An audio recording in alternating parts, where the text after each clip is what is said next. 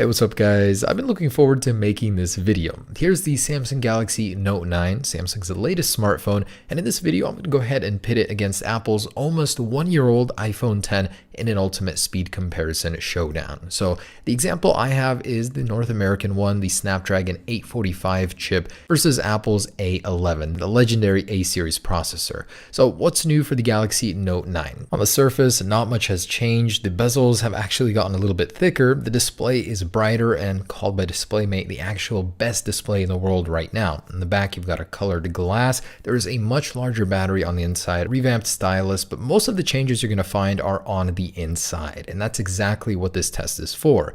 Now, this bad boy joins the ranks of a $1,000 phone, starting at $999. So that's quite a tough sell, but let's go ahead and see if it's worth it, if the performance makes up for it. You know, there's a lot going for this Note 9. I do like the design. It's a huge display. I mean, what the iPhone definitely needs. And if you really think about it, the true competitor of the Galaxy Note 9 isn't even here yet, the iPhone 10 Plus. So we'll have to test that out as soon as it's out. But for now, the iPhone 10 is going to be the next best thing. All right, let's take a look at those specs. So interestingly enough, the Galaxy Note 9 has gained a 0.1 gigahertz clock speed increase from the Galaxy S9 series. It also depends on where you're from. You're going to get a different amount of RAM. And these here are the scores to beat. The OnePlus 6 is reigning champion in both the round 1 and round 2 tests, and the Galaxy S9 Plus on the Exynos series not far behind. The Snapdragon 845 didn't even do too well, so I'm a little worried for this one. But anyways, let's go ahead and begin. As usual, we will begin with the real world test. This test basically represents what you're going to be doing in your day-to-day life. You know, we're going to start with social media, jumping into Snapchat, Instagram, checking those accounts, and then moving on the iPhone to edit a photo. This is a 12 megabyte 8K image,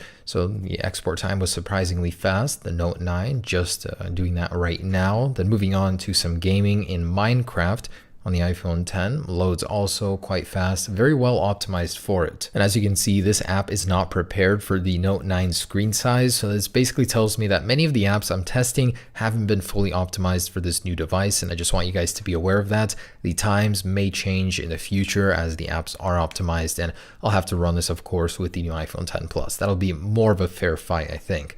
Anyways, they're still neck and neck here at the Asphalt Racing game, moving on to Netflix, and then jumping right back into a very large application, Grand Theft Auto San Andreas. And I'd like you guys to know I am running iOS 12 Beta 8 on the iPhone, and I know it's not finished software, but I've been getting spectacular results with it, and I wanted to put it to the test here. It definitely will not be slower than iOS 11.4.1, and I think the results will speak for themselves. Anyways, this is where the iPhone starts pulling ahead, and I noticed that with the fluid interface, I was able to leave applications, enter new ones a little bit faster, so I don't have to wait for the app to fully close on the iPhone. I really like that. The interface almost seems a little clunky on the Note 9. I don't want to talk trash, but you know, it's just not the same feeling going from an iPhone and straight to that. And that's because of the input on the iPhone. It measures at 120 hertz and definitely shows. At this point, we are importing and preparing a 4K video clip. It's about 1:30 in length, and most of the time this is where all of the devices start hanging and falling behind,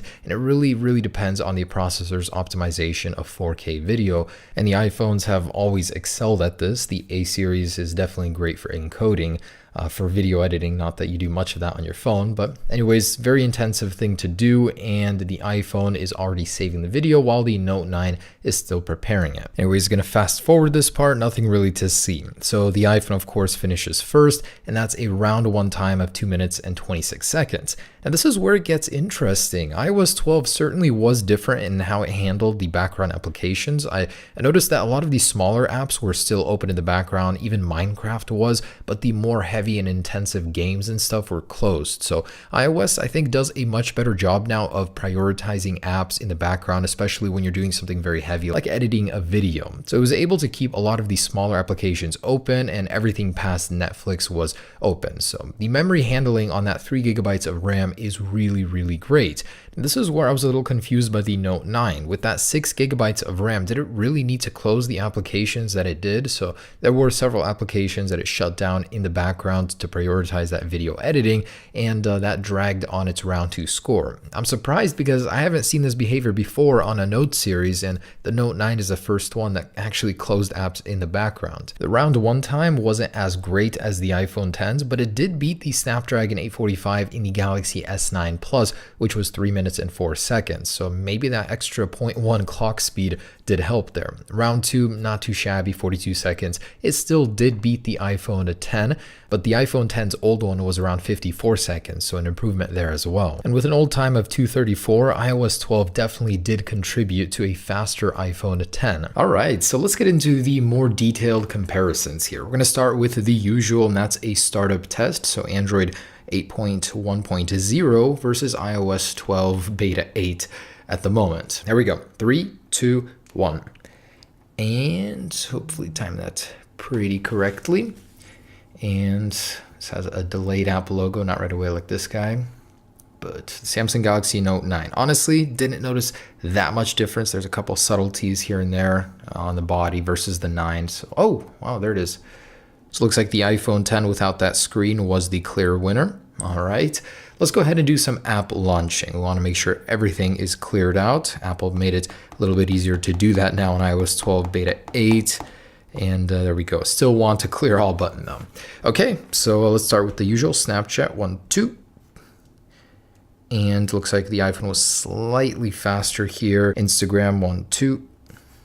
Oh, Galaxy Note 9. These are connected to the same network, so shouldn't be a difference with that. And camera 1, 2.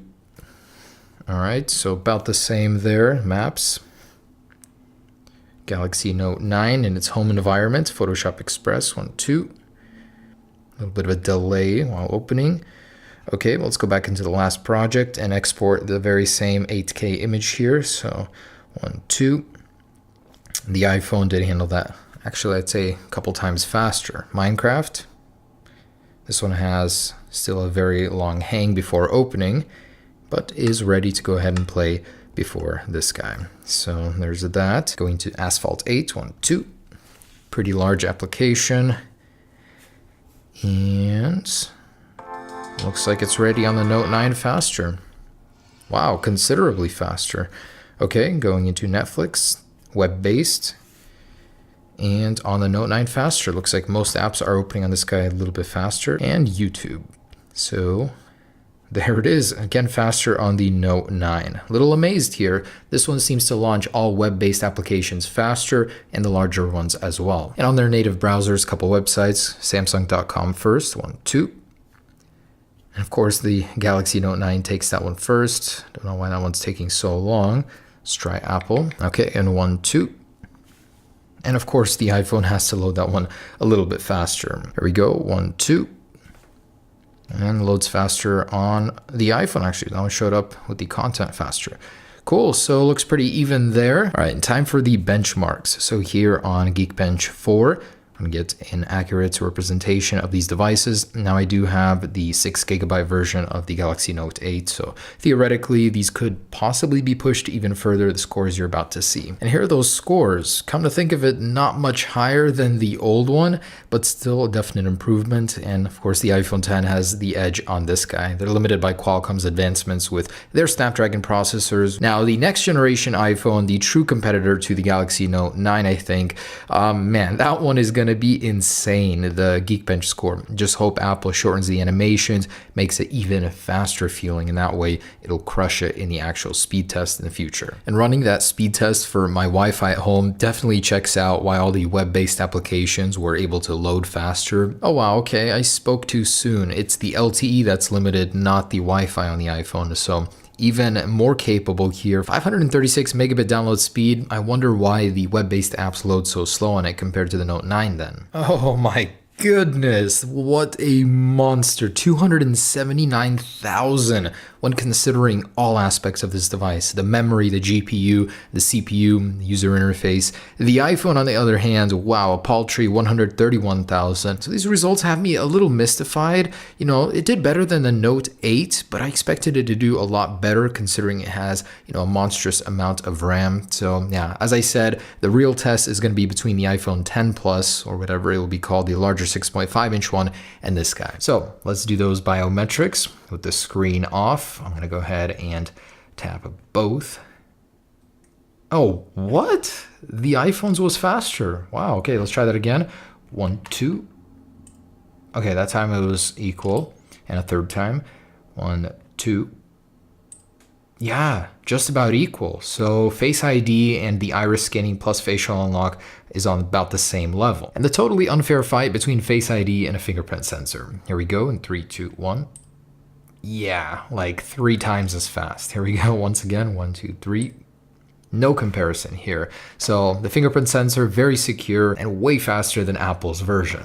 But anyways, guys, there it is. That is a comparison between the Galaxy Note 9 and Apple's current iPhone 10. This is next generation, but it still cannot catch up to the iPhone 10. iOS 12 certainly helps with the memory issues and whatnot, and the load time seems to be a little bit better. But for what this is an amazing device. I actually really like it. I like what they did with the camera. It's incredibly speedy. It's a productivity monster. You cannot beat having one of these on this, guys. So, you know, to each their own, and for what it is, I absolutely love it. So you put up a very great fight, the Galaxy Note 9, guys.